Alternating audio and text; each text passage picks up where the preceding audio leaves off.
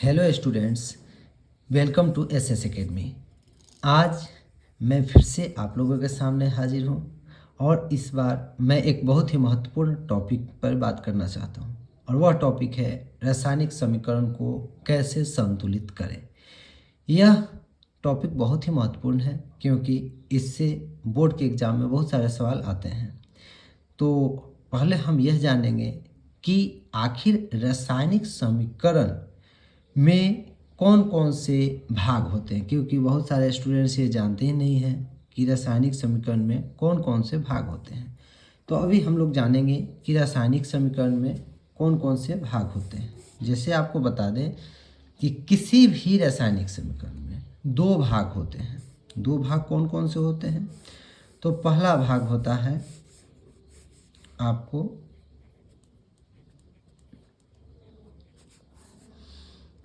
अभिकारक। क्या होता है? अभिकारक।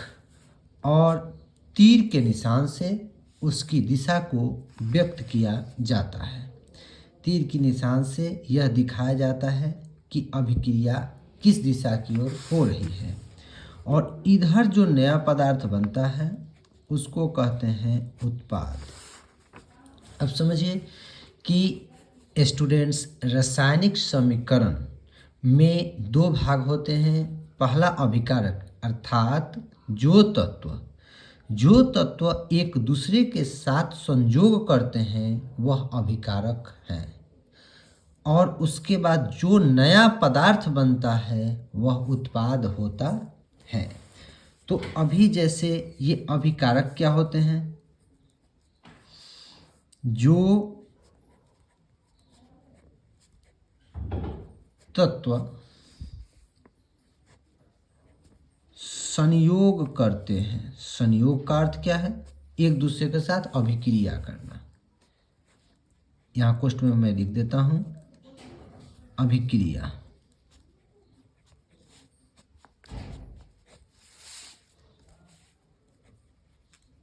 करते हैं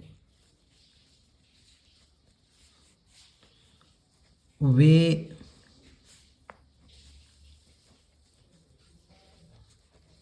अभिकारक, अर्थात इनको इंग्लिश में रिएक्टेंट कहा जाता है। अभिकारक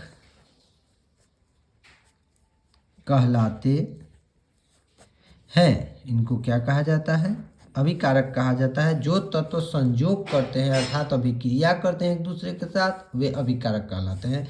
जैसे यहाँ जो फर्स्ट टर्म होता है वो दो हो, दो से अधिक तत्व हो, दो से अधिक यौगिक हो, कुछ भी हो, जो यहाँ प्लस के चिन्ह के साथ होते हैं उनको अभिकारक कहा जाता है। ये जो तीर निशान है ये अभिक्रिया की दिशा को बताता है। जो नया पदार्थ बनता है उसको उत्पाद कहते हैं।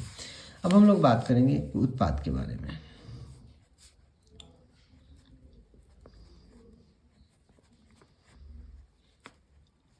अभिक्रिया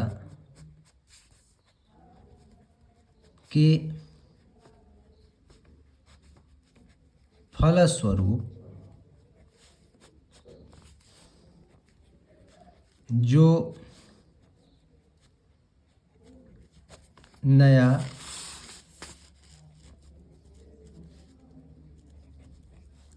पदार्थ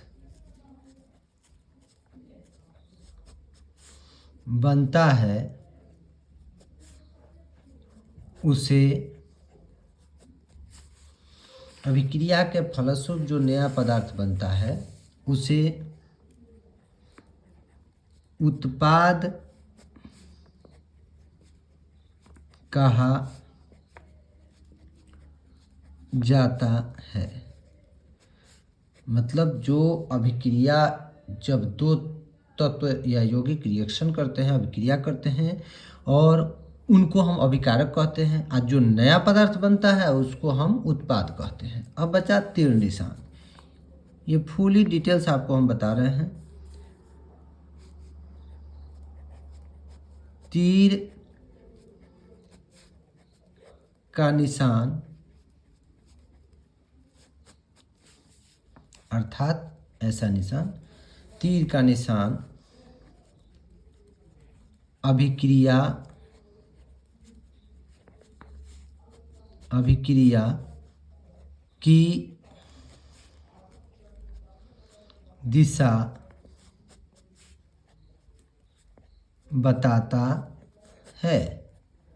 तीर का निशान अभिक्रिया की दिशा बताता है। अब आगे हम लोग बात करेंगे कि ये तो हम समझ लिए कि रासायनिक समीकरण में दो भाग होते हैं, अभिकारक और उत्पाद, जो कि यहाँ ऊपर में हम लिख चुके हैं। अभिकारक किसे कहते हैं बता चुके हैं, उत्पाद किसे कहते हैं बता चुके हैं, तीर का निशान क्या बताता है ये भी बता चुके हैं। अब हम लोग आगे की ओर बात करते हैं, एक उदाहरण लेते हैं और आपको पूरी तरह से स्पष्ट करते हैं कि कौन अभिकारक है और कौन सा इसमें रिएक्टेंट है, मतलब उत्पाद है। तो जैसे में हम एक उदाहरण लेते हैं 2H2 प्लस O2 तीर का निशान 2H2O, 2H2 प्लस O2 तीर का निशान 2H2O, या प्लस के निशान जो है ये क्या बताता है, ये संयोग को दिखाता है कि मतलब ये हाइड्रोजन ऑक्सीजन एक दूसरे के साथ क्या कर रहे हैं, संयोग कर रहे हैं। ठीक बात है। अब यहाँ जो है ये क्या है, तो इनको हम लोग क्या कहेंगे, तो आप लोग को वही बताने वाले थे, ये अभिकारक है। ये क्या है, अभिकारक, अर्थात ये लोग संयोग करें, ये तीर निशान है। यहाँ जो नया प्रोडक्ट बना है, नया तत्व जल बना है, वह जल क्या है, तो स्टूडेंट्स वो उत्पाद है। अब यहाँ तक तो क्लियर था, लेकिन हमारा जो टॉपिक है वो है कि रासायनिक समीकरण को संतुलित करना, ये सीखना है।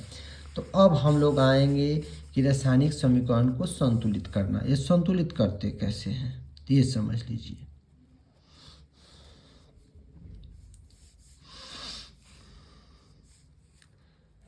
तो संतुलित समीकरण कहते किसको हैं, तो जिस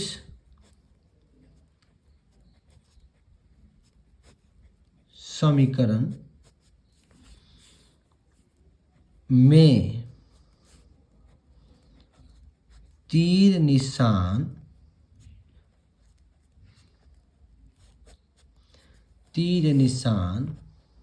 के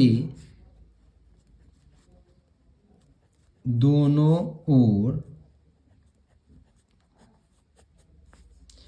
जिस समीकरण में तीर निशान के दोनों ओर परमाणुओं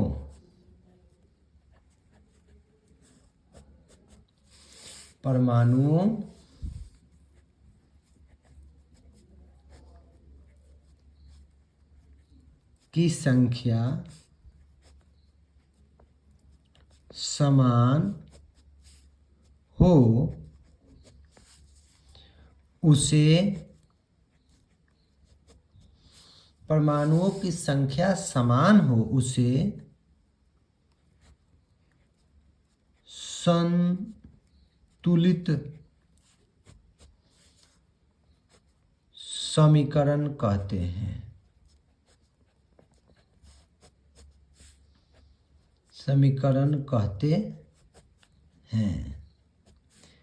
उसे संतुलित समीकरण कहते हैं। अब बचा बात की समीकरण संतुलित तो किसे कहते हैं, ये तो हम जान चुके हैं, लेकिन हमें यह भी जानना है कि आखिर यह समीकरण संतुलित होता कैसे है। फिलहाल एक संतुलित समीकरण का उदाहरण आपके पास हम दे देते हैं ताकि आप जान पाएंगे। देखिए 4Na प्लस O2 तीर का निशान 2Na2O। देखिए ये संतुलित है कैसे, यह जो एग्जाम्पल दिए हैं स्टूडेंट्स, ये संतुलित है कैसे। तो देखिए ये है Na, इसके लिए तो पहले आप लोग एक बात समझ लीजिए कि आप लोगों को जो तत्व का संकेत है वो अच्छी तरह से याद होना चाहिए, वो बहुत ही जरूरी है ताकि हम समझ सके कि कौन सा तत्व ये है।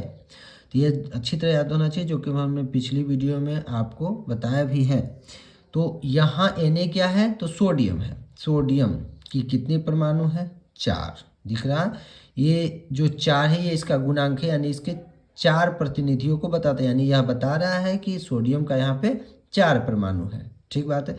इसको जैसे आप जब इंटर में जाइएगा यानी कि 12 में जाइएगा तो आपको इसे कहा जाता है, वो है स्टाइकियोमेट्री गुणांक। इसको स्टाइकियोमेट्री गुणांक कहा जाता है और यह विस्तृत रूप से आपको 11th और 12th में पढ़ना होता है, लेकिन उसकी अभी बात जरूरत आपको नहीं है। आपको सीधे जाना कि यह सोडियम का गुणांक है, उसके साथ है अंक है और यह बताता है कि सोडियम परमाणु कितने हैं, 4 है, प्लस ऑक्सीजन के परमाणु कितने हैं, 2 हैं। तो इधर सोडियम के परमाणु 4 है, इधर ऑक्सीजन के परमाणु 2 है। अब इधर भी देखें कि हमको सोडियम के परमाणु 4 होने चाहिए, ऑक्सीजन के परमाणु 2 होने चाहिए। तो यहाँ देखिए आगे गुणांक 2 है, यानी सोडियम के इस 2 से गुना करेंगे तो 2 दूनी 4, यानी कि सोडियम के कितने हो गए परमाणु, 4 हो गए। इसी 2 का जब ऑक्सीजन के साथ गुना करेंगे तो इसके यहाँ कुछ नहीं है, तो यानी कि ये ऑक्सीजन 2 हो जाएंगे, यानी इधर भी ऑक्सीजन के परमाणु 2 हो गए तो इधर भी 2 हो गए। इधर सोडियम के 4 हो गए तो यहाँ की 2 दूनी 4, ये भी सोडियम के कितने हो गए, 4 हो गए, यानी यह समीकरण बिल्कुल अच्छी तरह संतुलित है। अब बात करेंगे कि हम लोग अब सीखेंगे कि हम लोग कैसे संतुलित करेंगे। तो यह बात जानने के लिए आइए हम लोग आगे बढ़ते हैं। संतुलित करना, संतुलित करना हम लोग एक एक एग्जाम्पल उठाएंगे और 2-3 एग्जाम्पल सॉल्व करेंगे। उसके बाद आप लोग अच्छी तरह समझ जाएंगे कि समीकरण को संतुलित करना कैसे भाई। तो पहला जैसे हमारे पास है और वो है आपको C प्लस O2, तीर का निशान CO, तीर का निशान CO, C प्लस O2 तीर का निशान CO, यह हमारे पास समीकरण है। तो अब बात हमको करना है कि यहाँ आखिर कैसे हम लोग इसको सॉल्व करें। ये वायु है, इससे ज़्यादा ध्यान नहीं देना है, ये ऊपर जो लिखा रहता है इसका अर्थ है कि मतलब वायु की उपस्थिति में इनका रिएक्शन कराया जा रहा है, अभिक्रिया कराया जा रहा है। अभी बात करते कि आप लोग देखिए कीजिएगा, जैसे जब हम जिस तरह आप बैठे हो, आप जिस तरह बैठे हो और बैठ के जिस तरह से आप राइट ऑन कर रहे हो, कॉपी पे लिख रहे हो या पढ़ रहे हो, तो आपके दाहिने हाथ की तरफ को दायां पक्ष कहते हैं और आपके बायां हाथ की तरफ को बायां पक्ष कहते हैं। जैसे मान लीजिए कि मेरा ये बायां हाथ है तो मेरा बायां पक्ष इधर हो गया और दायां पक्ष इधर हो गया। तो इसमें आपको लिखना कैसे, देखिए संतुलित करने कैसे, तो लिखिएगा पहले कि इधर बायां पक्ष हमने लिखा क्या, बायां पक्ष, और इधर लिख दिया क्या, दायां पक्ष। एक तरफ बायां पक्ष है, एक तरफ दायां पक्ष। अब बात करेंगे हम लोग इसको बनाना कैसे भाई। तो बहुत ही सिंपल है। बायां पक्ष में पहले तो आप एलिमेंट को लिख लो। एलिमेंट क्या है भाई, तो इधर C है, O है, मतलब 2 तत्व हमको दिख रहे हैं, कार्बन और ऑक्सीजन।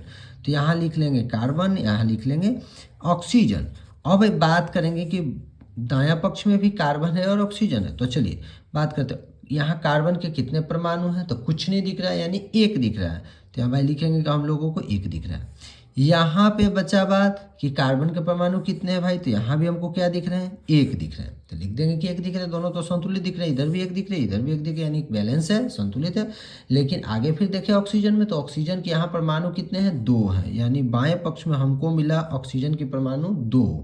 अब जब बाएं पक्ष में ऑक्सीजन के परमाणु 2 मिल गई तो फिर हम दायां पक्ष में देखेंगे कि दायां पक्ष की स्थिति क्या है। तो दायां पक्ष में देखते हैं तो ऑक्सीजन कितने हैं, तो सिर्फ और सिर्फ 1 है, यानी 1 है।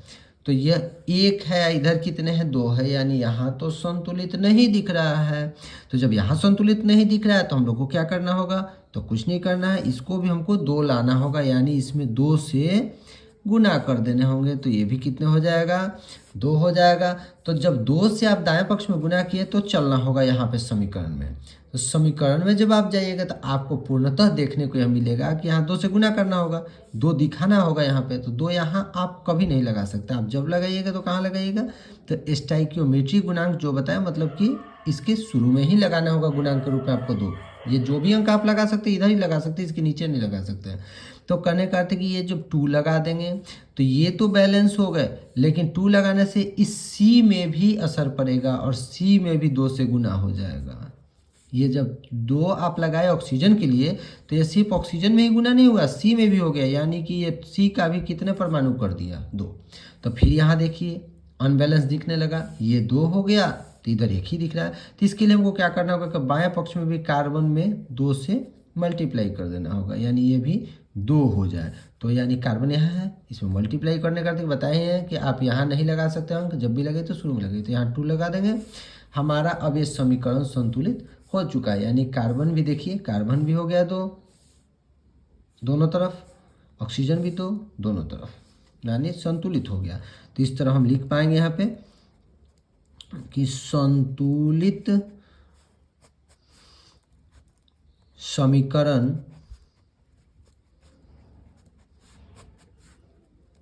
क्या हो जाएगा, तो 2C प्लस O2 2CO, और ये हो गया वायु की उपस्थिति में।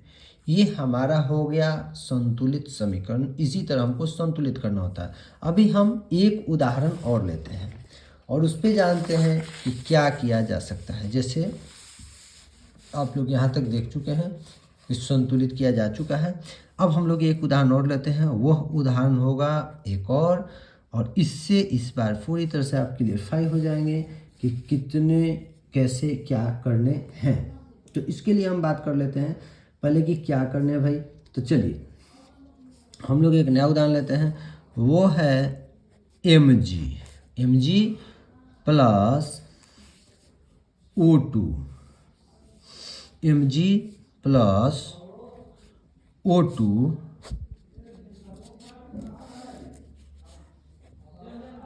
MgO, Mg plus O2 MgO, ये है हमारे पास। तो अब बात यहाँ करना है कि भाई ये जो मैटर है इसमें आप क्या कर सकते हैं। मैग्नीशियम ऑक्साइड ये जो है क्या है, तो समझिए कि ये मैग्नीशियम है, ठीक है। और यहाँ जो है मैग्नीशियम है Mg, O2 ऑक्सीजन है, तीर के निशान से दिशा बताई गई है, बताया गया कि उत्पाद MgO बनेगा। लेकिन यह संतुलित है कि नहीं ये तो देख लें। तो यहाँ देखिए Mg के 1 परमाणु, यहाँ Mg के 1 परमाणु, यहाँ ऑक्सीजन के 2 परमाणु, यहाँ ऑक्सीजन के 1 परमाणु, यानी यह संतुलित नहीं है। तो जैसा कि आप लोग को बताएं हम कि करना क्या भाई, तो बायां पक्ष ऐसे ही बस लिख देने हैं बायां पक्ष, और इधर लिख देने हैं दायां पक्ष बस। तो यहाँ लिख दिया बायां पक्ष, यहाँ लिख दिया दायां पक्ष। ये सब लिखने के बाद हम लोग अब क्या करेंगे भाई, तो बस तत्व का नाम लिखेंगे। तो यहाँ लिखेंगे कि 2 तत्व दिख रहे हैं, एक Mg दिख रहा है, एक ऑक्सीजन दिख रहा है। ये 2 तरह के तत्व हमको साफ साफ दिख रहे हैं। तो Mg में बायां पक्ष में कै है, कितना है परमाणु, तो 1 है। ऑक्सीजन में कितने हैं भाई, तो इधर 2 है।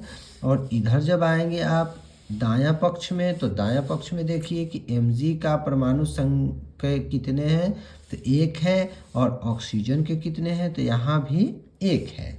यानी मैग्नीशियम जो है वो संतुलित है, बट ऑक्सीजन संतुलित नहीं है। तो आप लोगों को पीछे ही बताया, अभी जस्ट पीछे वाले एग्जाम्पल में बताए हैं कि जब नहीं है इधर भी 2 करने होंगे, यानी 2 से मल्टीप्लाई कर देंगे तो हो जाएगा कितने, 2 हो गए। तो मल्टीप्लाई करने का अर्थ है कि आपको सूत्र में भी जाना पड़ेगा। तो जैसे कि बताया था कि यहाँ आप 2 लगा नहीं सकते हैं, डायरेक्ट आपको लगाना पड़ेगा शुरू में।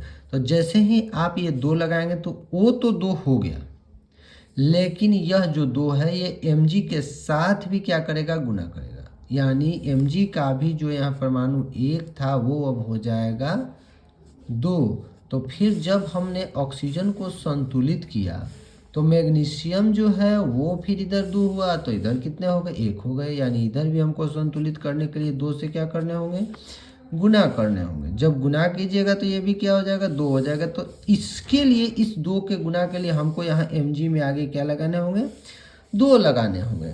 तो हमारा जो है Mg भी 2 हो गया दोनों पक्ष में, और ऑक्सीजन का परमाणु भी दोनों पक्ष में 2-2 हो गया। तो इस तरह से आप यहाँ लिखेंगे कि संतुलित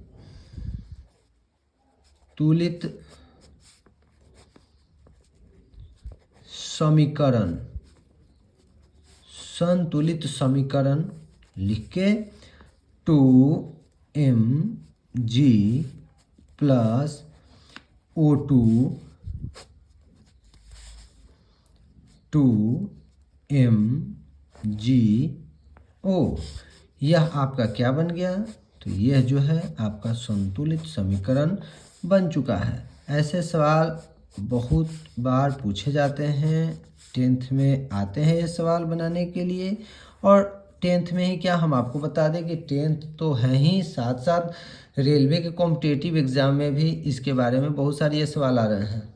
अब ये सवाल रेलवे के कॉम्पिटिटिव एग्ज़ाम में भी डाले जा रहे हैं, यानी इसको संतुलित करना या फिल इन द ब्लैंक्स यहाँ दे दिया जाता है कि क्या डालिए कि ये संतुलित हो जाए। ये सब सवाल बहुत सारे आ रहे हैं।